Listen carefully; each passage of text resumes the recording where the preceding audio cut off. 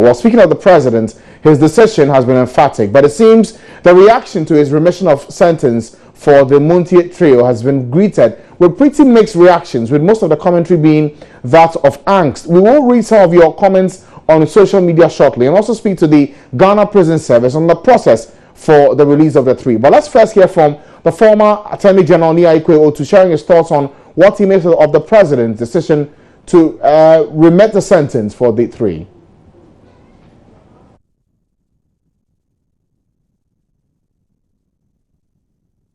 We say that they are political decisions. When you take a decision, remember that it can also be political and may have consequences. I remember one judge saying so to some lawyers who went to court, saying that the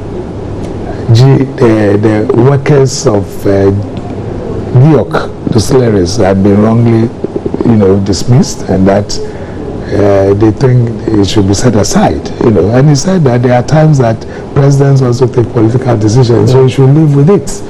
If that is what he has done, but it is in accordance with the law, so be it. But then live with it and let the people of Ghana decide whether they want to have a president who is not a president for all, but rather a president who wants to satisfy only the needs of. You see, you took an oath, a presidential oath, to be father for all. I mean, that's what I think Atambe's put it. Yes. He wants to be father for all. And you are not being father for all.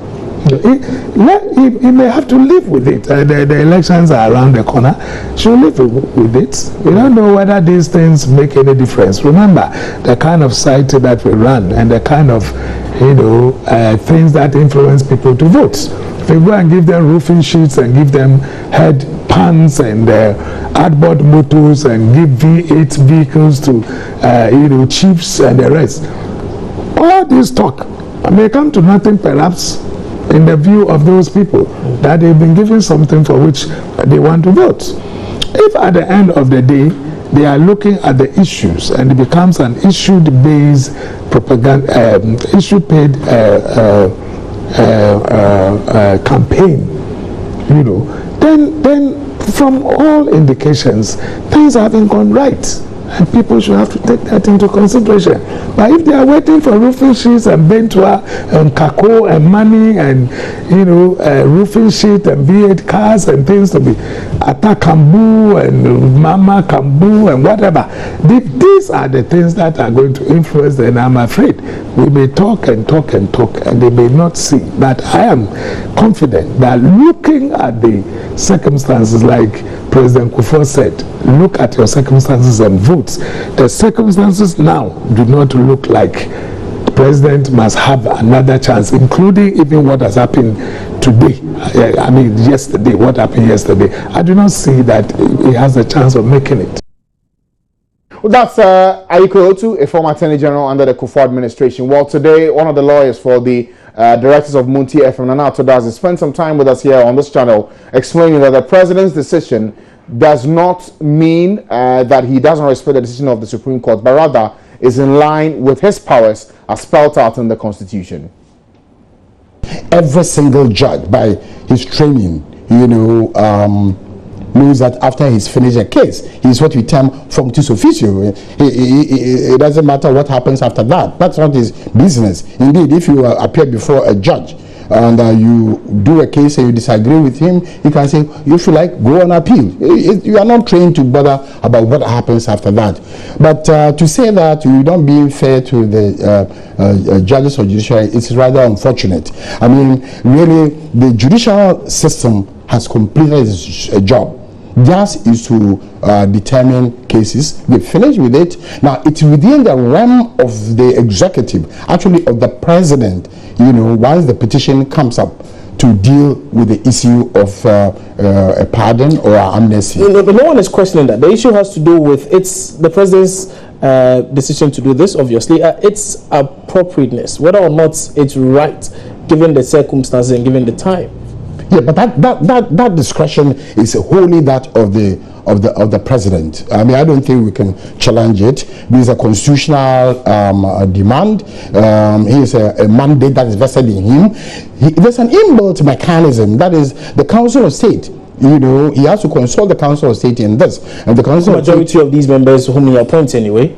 You can't be sure. I'm sure that we want to show due deference to the Council of State members. They are respectable. But the president does appoint members onto the Council of States. Majority of the members, by the way. It doesn't matter. I'm saying that these are institutions we must respect.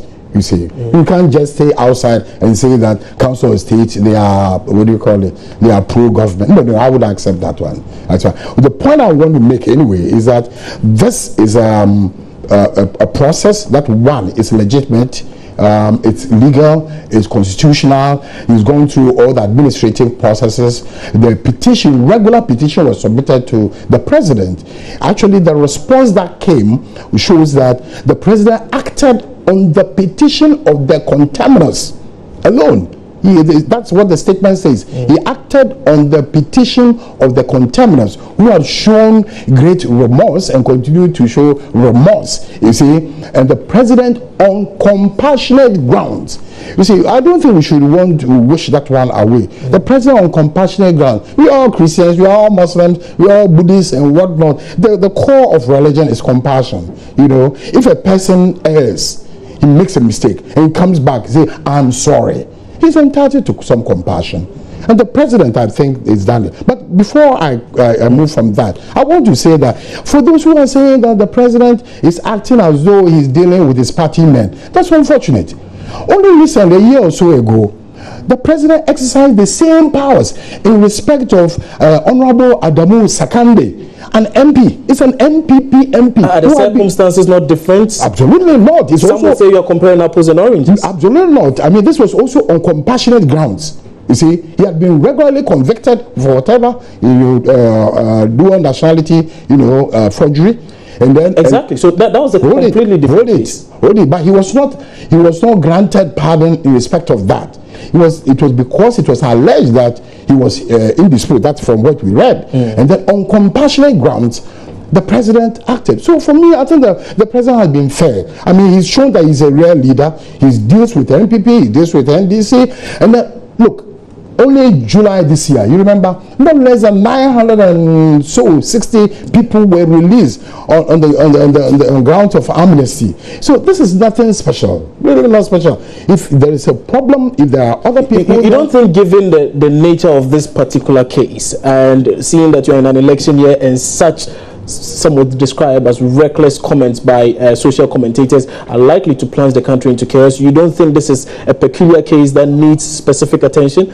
Oh, absolutely. I mean, really, I would say that, first of all, I don't subscribe to what the gentleman said. I think they went over bar, beyond bar. Secondly, I think that no matter what it is, they have been punished. And the president obviously backed the court's orders. He backed the court's orders. The president has not rubbish or eliminated the conviction. The conviction still stands. They were asked to pay $10,000, the equivalent of 100 million cedis each, which has been paid. You understand? In default of which they would have been had to serve 1 month. They have served, at least by Friday, they would have served 1 month imprisonment. Yes. So anybody who is saying that by interfering or by exercising his powers, he has eroded the powers of the court, he's not looking at it well. In fact, he has backed or endorsed the court's position that reckless statements must be punished. That's Anato that's speaking to my colleague Commissioner Boating this afternoon on Joy News Today. Let's now understand the process for the release of the Montie 3. Vitalis Ayers speaks for the Ghana Prison Service. Thank you, sir, for joining us here on the program. First of all, have you been notified about the release of these 3 this Friday? Good afternoon to your cherished viewers and listeners. Yes, because we had it on air yesterday that we wait for documentation. So we're looking for the documents that will release them to come from the authorities that will release them. But what we know is that they're supposed to go on Friday, if what we're hearing is true. So that's in our custody. So you're saying officially the Ghana Prison Service has not been written to on this matter? They should have been written to officially. But just like in the case of amnesty, when it is announced, we wait to get the document to prove that reality, this is what we have to do before we carry out the exercise. Having said that, the time hasn't come yet, so Friday is still ahead of us. Okay. But usually, when such orders are given, what will be the process for their release? It's normal for every prisoner. The day you release, you have to prepare yourself for the day of release. If you're going out for outside labor, you don't go out. You're asked to cut your hair, you're asked to wash your clothes, you're asked to stay around, and then things that prison property you had, you hand them over. And the following day, you leave by 9 o'clock in the morning. So, if what you're saying is anything to go by, on Friday by 9 a.m., these three will be out of prison custody? Yes, it depends on the exigency of the situation. Some can go earlier. If you're catching a bus to a place that is far away, it depends on the prison authorities. But you should leave the prisons by 9 a.m. Okay. For these three individuals, Alistair Nelson, Gordon Akogan, and Mr. Salih Fomase, which part of the Nsawam prisons are they sleeping at? The prisons are classified. The prisons at Nsawam are classified. We have blocks. So it depends on who you are and what you are. We have a condemned block. We have a block for those who are sick. We have ABC blocks and remand blocks.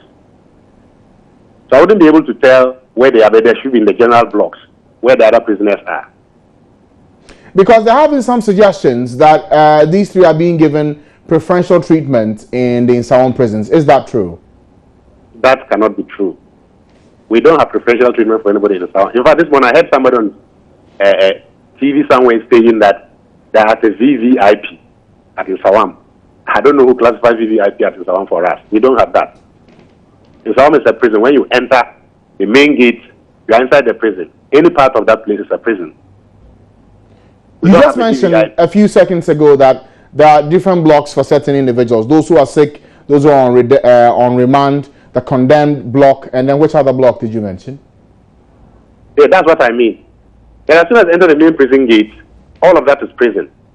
So depending on your classification of you are supposed to go to a place.